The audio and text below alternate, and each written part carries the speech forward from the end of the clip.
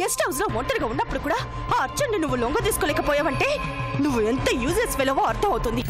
ఎక్కడుంది నా భాగ్య దేవత? గాయత్రక్క మీ ఇంటికి వెళ్ళింది. అసలు ఈ గాయత్రి మా గాయత్రియేనా? కాదు. గాయత్రిని కాకపోతే ఇంకెవర్ని?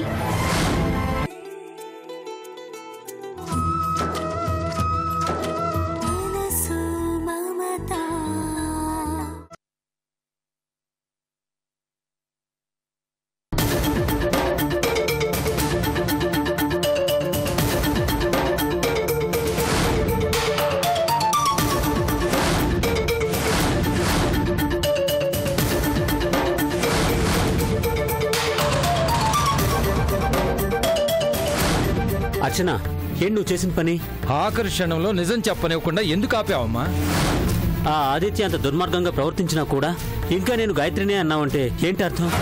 నువ్వే కదమ్మా నాతో నిజం చెప్పేద్దాం అన్నావు. మరి ఇంతలోనే ఎందుకమ్మా ఈ మార్పు?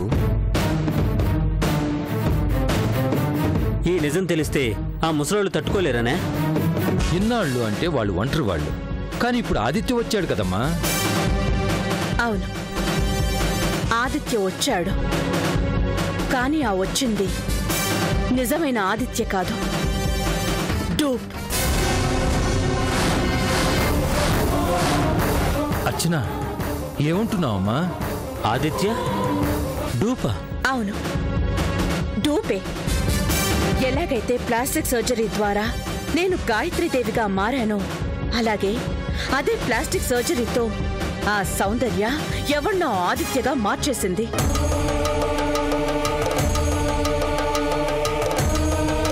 ఎంతో తెలివిగా చనిపోయిన ఆదిత్య స్థానంలోకి ఆ డూపుని ప్రవేశపెట్టింది. అర్చన, నువ్వు చెప్పేది నిజమా? అవును, అక్షరాల నిజం. కానీ ఈ నిజం నీకు లక్కీగా తెలిసింది ఆఖరి క్షణంలో.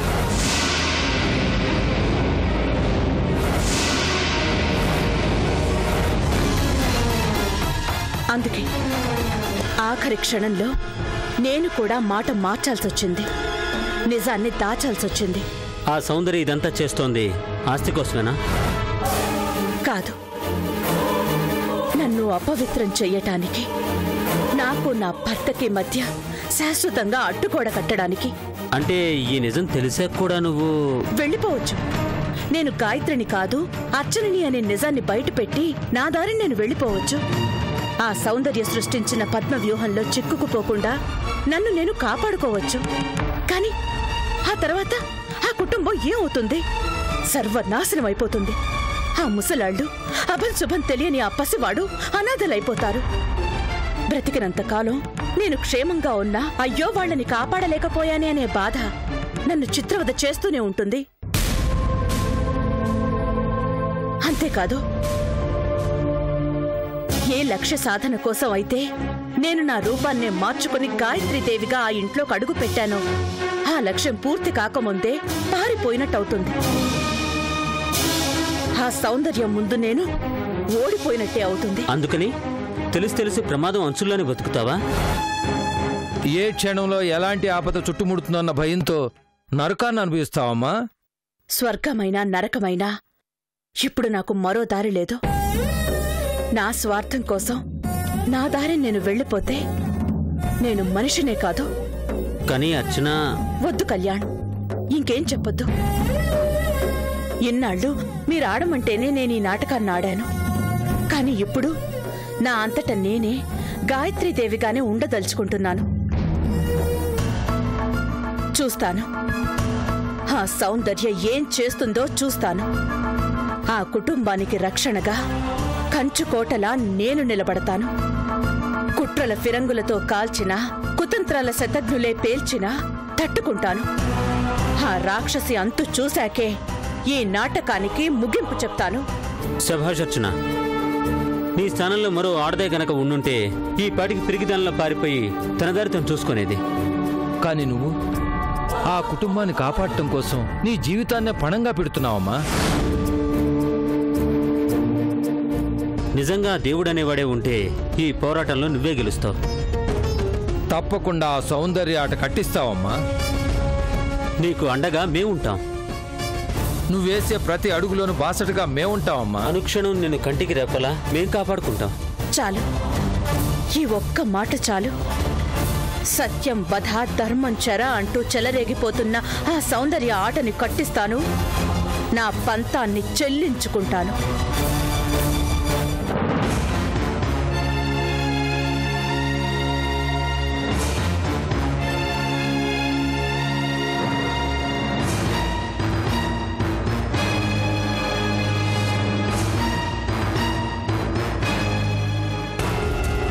అలా ఎంతసేపు ఆలోచించినా లాభం లేదు గాని భోంచెదురు గాని రండి. వద్దు, ఏ ఆకలిగా లేదు. ఎందుకట? తమరి కోడలు చేసిన నిర్వాకాన్ని తలుచుకుంటున్నారా? ఇన్నాడు నెత్తి మీద దేవతలా చూసుకున్నందుకు బాగానే పెట్టిందిలేండి కొరివి కాల్చి వాత. ఆపు జానకి, తప్పు నీ కొడుకు చేస్తే కోడలు అనటం మహాపాపం. ఏమిటి, ఇంత జరిగిన తర్వాత కూడా ఆ దరిద్రాన్ని వెనకేసుకొస్తున్నారా? నా కొడుకు తప్పు చేశాడా? ఏమిటట వాడు చేసిన తప్పు? ఏమిటా? చెయ్, ఒక తండ్రి తన కొడుకు గురించి చెప్పుకోలేనంతటి నీచమైన పని, సిగ్గుమాలడి పని. ఆపండి. నా కొడుకు ఎలాంటి తప్పు చేయడు. మీ కోడలే ఒళ్ళు కొవ్వెక్కి. ఆపో, ఒళ్ళు కొవ్వెక్కింది నీ కొడుక్కే. అందుకే ఎవరింటికో భోజనానికి వెళ్ళాలని అబద్ధం చెప్పి గాయత్రిని మన కంపెనీ గెస్ట్ హౌస్కు తీసుకువెళ్ళాట. కట్టుకున్న భార్య అనే ఇంగితం కూడా లేకుండా ఒక పశువులాగా బలత్కారం చేయబోయేట నీ పుత్రరత్నం. నిజంగానా? ఆ సంగతి చెప్పుకోలేకే పాపం గాయత్రి మనశ్శాంతి కోసం ఆ రాము వాళ్ళింటికి వెళితే ఇన్నేళ్ళు వచ్చి కూడా బుద్ధి లేకుండా మనం వాడి మాటలను గుడ్డిగా నమ్మి చెయ్యి. ఇదంతా మీకెవరు చెప్పారు? నీ కోడలే చెప్పింది. చెప్పలేక చెప్పింది. గాయత్రి వచ్చిందా? వచ్చింది. నీ కొడుకు చేసిన తప్పుడు పని గురించి మొత్తం చెప్పింది. అడుగో, ప్రబుద్ధుడు రానే వస్తున్నాడుగా. నీకు నమ్మకం లేకపోతే వాడినే అడుగు. ఏమిటి అడిగేది? వాడేమైనా పరాయివాడా? తాళి కట్టిన భర్తేగా. కుర్రాడు ఏదో కాస్త తొందరపడి ఉంటాడు. అంత మాత్రానికే యాగం చెయ్యాలా? ఊరందరికీ తెలిసేటట్టు టంకు వేసి చెప్పాలా? జానకే, గాయత్రి గుట్టు తెరిచిన ఆడది కాబట్టి గుంభనంగా ఊరుకుంది. ఇంకో ఆడదైతే ఈ పాటికి ఇప్పుడు నువ్వు అన్నావే తముకు వేసి ఊరందరికి చెప్పేది. ఏంటి చెప్పేది? చెయ్యి నోర్మై. ఉత్సవం నీచం లేకుండా ప్రవర్తించిందే చాలక బోడి సమర్థింపు కూడానా? చెప్పరా. ఫ్రెండింటికి భోజనానికని తీసుకెళ్లిన వాడివి గెస్ట్ హౌస్కు తీసుకువెళ్లాల్సిన అవసరం ఏమిటి? అంటే అదే ఏ కర్మ పట్టింది అని.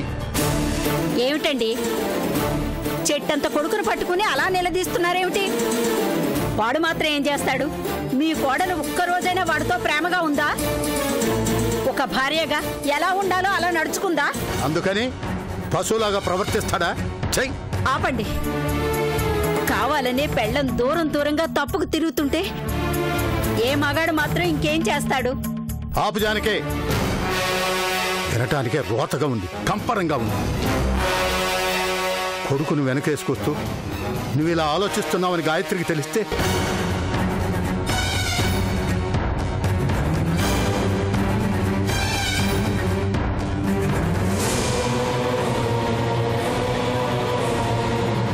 చెప్పరా. నువ్వు చేసిన సిగ్గుమాలడి పనికి కోడలికి సారీ చెప్పరా. ఏమిటి, నా కొడుకు సారీ చెప్పాలా? అంత కర్మ వాడికేం పట్టలేదు. వాడు మగాడు, పైగా మొగుడు. ఏం చేసినా తప్పే కాదు. తప్పే, ముమ్మాటికి తప్పే. ఇంకా చెప్పాలంటే నేరం కూడా. భర్త అయినంత మాత్రాన భార్య పట్ల విచక్షణ లేకుండా ప్రవర్తిస్తే చెయ్యి. ఆపండి. ఇందాకటి నుండి చూస్తున్నాను. తప్పంతా నా కొడుకుదే అయినట్టు అలా మాట్లాడుతున్నారేమిటి? పైగా వాడు మగాడు. వాడు క్షమార్పణ చెప్పాలా? చెప్పాలి, చెప్పి తీరాలి. ఇది 21వ శతాబ్దం. నా పెళ్ళం నా ఇష్టం అంటే కుదరదు. ఏమిటి కుదిరేది? వీడు వచ్చినప్పటి నుండి గమనిస్తూనే ఉన్నాను. ఒక్కనాడైనా మంచి చీర కట్టుకుందా? తల్లో ఇన్ని పువ్వులు పెట్టుకుని వాణ్ణి పలకరించిందా? అక్కడికి వాడేదో పరాయవాడైనట్టు తప్పుకు తిరగడం, రాత్రుళ్ళు విడిగా పడుకోవడం, ఇవన్నీ చాలవన్నట్టు నలుగురిలోనూ వాణ్ణి ఓ పురుగును చూసినట్టు దులిపేస్తుంది. ఇవన్నీ నాకు తెలియవనుకుంటున్నారా? ఆదిత్య, ఇప్పుడు మాట్లాడాల్సింది మీ అమ్మ కాదు, నువ్వు. మర్యాదగా కోడలకి సారీ చెప్పు. మావయ్య, ఏంటిది? ఏదో మా భార్య భర్తల గొడవ అనుకోకుండా అలా జరిగిపోయింది అంతే. అయినా అదంతా నేనెప్పుడో మర్చిపోయాను, మీరు మర్చిపోండి. అమ్మ గాయత్రి. మావయ్య ప్లీజ్, దీన్నింతటితో వదిలేయండి. చినికి చినికి గాలివానగా మారి పరిస్థితి ఇంత దూరం వస్తుందనుకుంటే నేనప్పుడే ఇంటికొచ్చేసేదాన్ని. అయినా మీరే కదా అంటారు, 4 గోడల మధ్య విషయాన్ని నడి రోడ్డు మీదకి లాగటం మంచిది కాదని. మేనేజర్ గారు, ఆ కన్సైన్మెంట్ గురించి మనం రేపు మాట్లాడుకుందాం.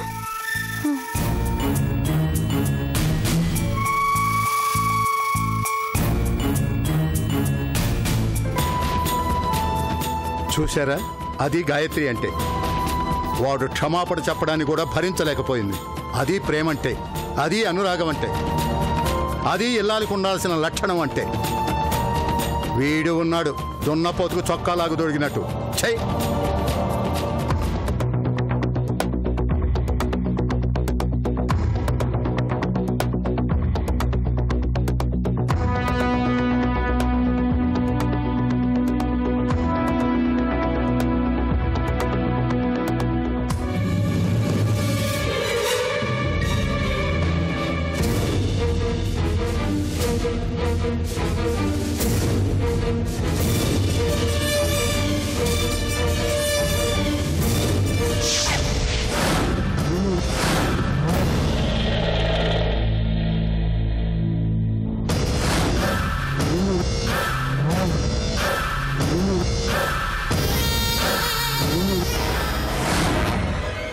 ఏదో జరుగుతోంది, నాకు తెలియకుండా అక్కడ ఏదో జరుగుతోంది.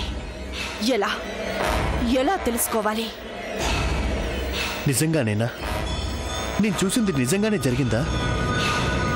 ఇంత సడన్గా గాయత్రి ప్లేట్ మార్చింది అంటే సంథింగ్ ఈస్ దేర్.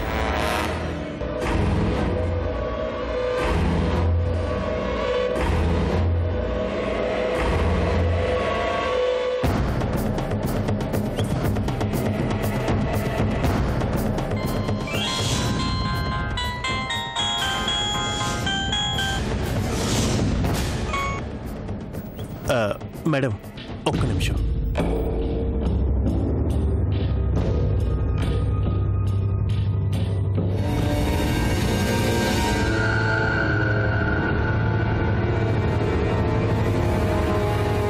చెప్పండి. చెప్పాల్సింది నేను కాదు, నువ్వు. గాయత్రిని తీసుకొచ్చావా? లేదు, తనే వచ్చేసింది. వాట్? గాయత్రియే? అవును మేడం, తనంతటి తనే వచ్చేసింది.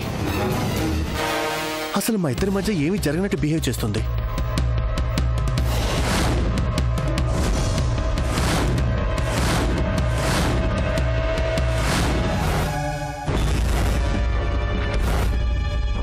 ఏంటేంటి?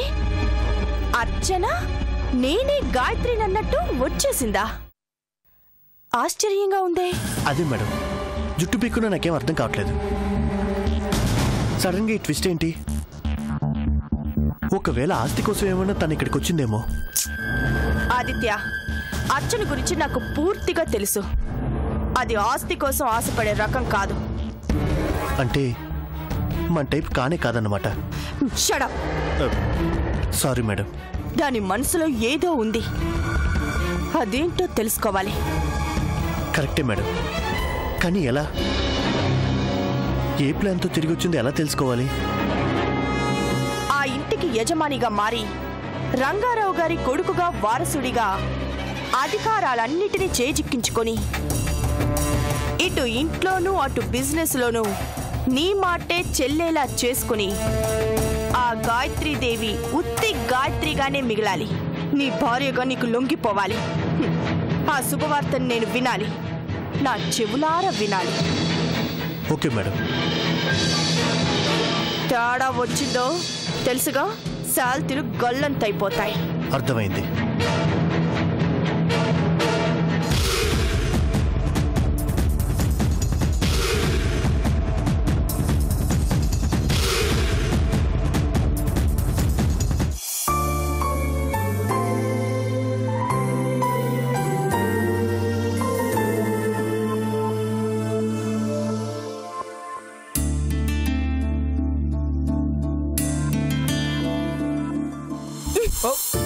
సూర్య ఏంటిది? స్వీటు, మీకు ఇష్టమైన స్వీటు కష్టపడి చేశాను. ముందు తినండి. ఇదిగో సూర్య, నాకు నీ వరుస నచ్చట్లేదు. ఫైల్స్ లాగేస్తే ఏంటి అర్థం? ఆఫీస్ పని ఇంట్లో చెయ్యకూడదు అని అర్థం శ్రీవారు. ఓహో, మరి ఇంట్లో ఏం చేయాలో? ఇల్లాలు పెట్టింది తినాలి. పెట్టింది తినాలి, మొట్టినా భరించాలి, అంతేనా? మొట్టేనా? మిమ్మల్ని ఎప్పుడైనా మొట్టేనా? అబ్బాయి భద్రకాళిలా అలా చూడకే, భస్మం అయిపోతాను.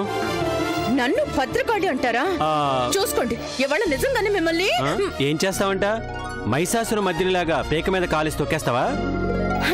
అమ్మో, మీరు నా ప్రాణం, నా గుండెల్లో దాచుకుంటారు. సూర్య, నిజంగా నేను చాలా అదృష్టవంతుణ్ణి. మరందుకనేనా నన్ను భద్రకాళి అన్నారు? నా సూర్య భద్రకాళి కాదు, నా ప్రేమ రాణి, నా హృదయపు రాణి, నా పట్టపు రాణి. అయ్యా రాజావారు, కబుర్లతో కడుపు నిండదు. తినండి. ఈ కొంటె కృష్ణుడి వేషాలకేం తక్కువ లేదు. పట్టండి.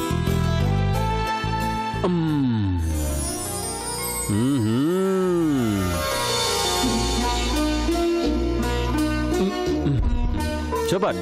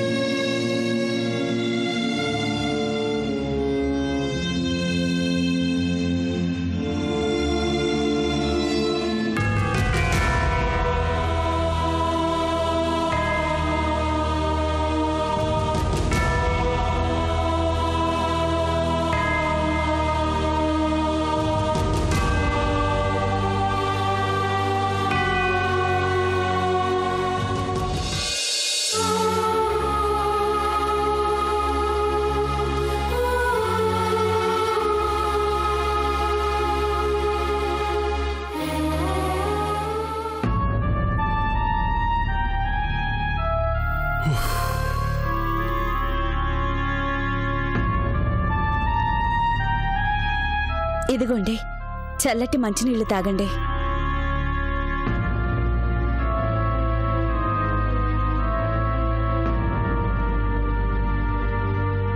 తిన్నారా? మీరు వస్తారని ఎదురు చూస్తున్నాం. వడ్డించు. ఏమండి? ఏంటి? ఏంటంటే మాట్లాడవే? అదేనండి, తులసి కోసం ఎవరో విద్యార్థి సంఘాల వాళ్ళట ఇందాకొచ్చారు. ఎంత బాగా మాట్లాడారనుకున్నారు? తులసికి తప్పకుండా న్యాయం జరిగేలా చేస్తామని బల్లగుద్ది చెప్పారు. మీరు దేవ్య మొహాలు వేసుకుని విన్నారు, అంతేనా? అది కాదండి, దాని కర్మ కాలడం వల్లే అలా జరిగింది. ఇంట బయట నాకు మనశ్శాంతి లేకుండా పోయింది. అది చాలదన్నట్టు స్టూడెంట్స్ ఉద్యమాలు, ధర్నాలు. తప్పే ఉందండి, అడగందే అమ్మైనా పెట్టదు అంటారు. అంటారే, పని పాట లేని వాళ్ళు 1,00,000 అంటారు. అది కాదండి, వాళ్ళు నిజంగానే తులసికి ఏం ఒరగబెడతారే? మట్టి కొట్టుకుపోయిందే దాని శీలం. వెనక్కి తెచ్చిస్తారా? చెడగొట్టబడింది అనే అపవాదిని తుడిచేయగలుగుతారా? లేదు, ఏమీ చేయలేరు. అమ్మ పెట్టదు, అడుక్కు తిననివ్వదు అన్నట్టు మనము ఏమీ చేయక ఎవరు ఏం చేయకపోతే దానికి న్యాయం ఎలా జరుగుతుందండి? న్యాయం అంట న్యాయం. మీలాగే నేను తలూపి వాళ్ళ వెనకాల చెక్క పంచం చేస్తే ఏం జరుగుతుందో తెలుసా? ఇవాళ ఏ కొద్ది మందికో తెలిసిన ఈ నిజం ఊరు వాడ మొత్తం అందరికీ తెలిసిపోతుంది. ఆ తర్వాత ఇదేరా తులసి, దీన్నేరా వాడెవడో రేప్ చేసింది అని ఊళ్ళో కుర్రోళ్ళందరూ చెవులు కొరుక్కుంటారే. అమ్మలక్కలందరూ సానుభూతి నటిస్తూ మన వెనకాలే గోతులు తవ్వుతారు. ఆ తర్వాత ఈ జన్మకి దీనికి చచ్చిన పెళ్లి కాదు, దీని తర్వాత పుట్టిన పాపానికి జ్యోతికి తాటాకులు కడతారు. ఆ తర్వాత అందరూ అవమానాన్ని భరించలేక ఏకంగా ఊరేసుకుని చావాలి. చద్దామా? నాన్న, నా కోసం ఎవరు చావనక్కర్లేదు. ఓహో, నిజంగా నీకు మా మీద అంత ప్రేమ కారిపోతుంటే 100 సార్లు చెప్పినా అని తలని అడ్డంగా ఊపావెందుకే? పోలీసులకు ఇచ్చిన కంప్లైంట్ వెనక్కి తీసుకోమంటే లక్ష్యం లేనట్టు దిష్టి బొమ్మలాగా ఎందుకు నిలబడ్డావే? నాన్న, మీకు కావలసింది మీ పరువు, ప్రతిష్ట, గౌరవం. అలాగే మీరు చెప్పినట్లే కంప్లైంట్ ని విత్డ్రా చేసుకుంటాను. తులసి, నువ్వు నోర్మాయ్. అది కాదండి. నేను నోర్మయమన్నానా? వైద్యం బాగా తలకెక్కిందే మీకు? తులసి, నీకిదే చెప్తున్నాను. నువ్వు ఈ ఇంట్లో ఉండాలి అంటే పోలీసులకు ఇచ్చిన కంప్లైంట్ ని వెనక్కి తీసుకుని తీరాలి, అంతే.